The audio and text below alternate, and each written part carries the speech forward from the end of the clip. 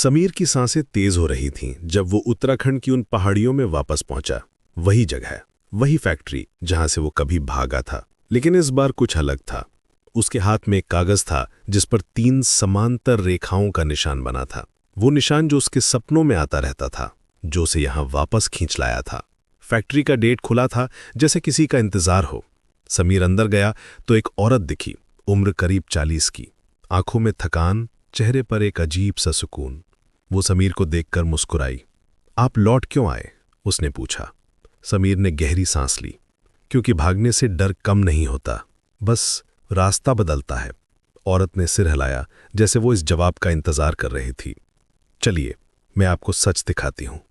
वो समीर को अंदर ले गई। फैक्ट्री के अंदर मशीनें थीं, लेकिन कुछ अलग तरह की। ये प्रोडक्शन लाइन नहीं थी, ये कुछ और था। यहां मशीनें नहीं बनती, यहां इंसान परखा जाता है। समीर को समझ आने लगा। वो सारी यादें, वो डर, वो अजीब से एक्सपेरिमेंट्स जिनकी वजह से वो भागा था। तुम बची कैसे? उसने पूछा। औरत की आंखों में दर्द छलका। क्योंकि मैं टूट गई थी। जब आप टूट जाते हैं तो डर का कोई मतलब नहीं रह जाता। समीर ने एक स्क्रीन देखी जिस पर एक डेट चमक रही थी। वही डेट जब वो यहां से भागा था। उसे एहसास हुआ कि ये शरीर की परीक्षा नहीं थी, ये डर की थी। और वो बचा था क्योंकि वो समझना चाहता था, टूटना नहीं। अचानक फैक्ट्री में अंधेरा हो गया। मशीनें अपने आप चलने लगीं। एक अजीब सी आवाज गूंजने लगी। औरत घबरा गई। अगर सिस्टम पूरा चला तो सब मिट जाएगा, वो चीखी। समीर ने कंट्रोल पैनल देखा। वहां वही निशान था, 3 समांतर रेखाएं। उसने बिना सोचे स्विच खींच दिया। सब कुछ रुक गया। असली सन्नाटा, हल्का।